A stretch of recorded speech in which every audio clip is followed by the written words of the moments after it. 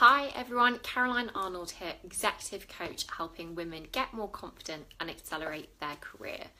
So today I wanted to talk to you about a book I read at the weekend, and it's called Arianna Huffington, The Sleep Revolution. And if you haven't read it, I really recommend buying it on Amazon, and I'd recommend buying it as a paperback. So I read this book at the weekend and just really inspired by the book, and it then led me to writing a blog, which I'll share with you after this, and then doing this Facebook Live video. And I've always been someone who really does appreciate sleep, and I'm a lot more productive and just enjoyable to be around when I've had a really good night's sleep. So if you're not convinced about getting a good night's sleep and the amount of hours of sleep you need, then I really recommend reading her book, and I think you will change your mind. So the blog I've done gives you about 7 tips on how to get a better night's sleep, but today I just wanted to focus on 3. And the first one is decide what time you're actually going to go to sleep. And be honest with yourself. Arianna Huffington recommends about 7.5 hours. She says she needs 8, and I'm the same. I need about 8 to 9 hours at the weekend. So decide what time you're going to go to sleep and be honest with yourself. Then start to think about getting into a routine. So tip number 2, there's a reason why parents get children into a routine of, dinner, quiet time, bath, stories, milk, sleep. And that's because it works. And as adults, we've kind of moved away from that. And there's this culture of we don't need sleep. And there's this kind of macho, I only got 4 hours sleep and I feel incredible. Yes, I'm sure there are some people who can survive on that, but not many of us.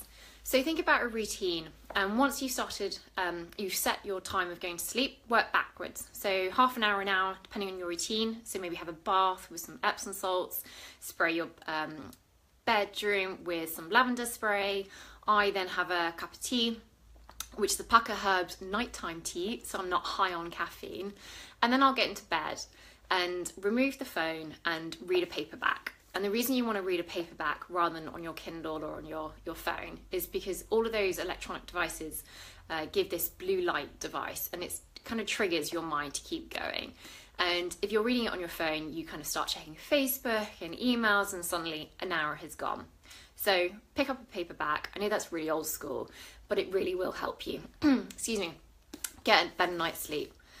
And then third tip is, I mention this in a lot of my videos and my blogs, but I really do believe it helps with so much, and that's your gratitude journal. So I have an app on my phone called the 5 Journal, and I've started using that, and it asks me 3 things I'm grateful for, and it actually asks me to do it in the morning, because again, if I did it in the evening, I'd be using my phone and be triggered by that light.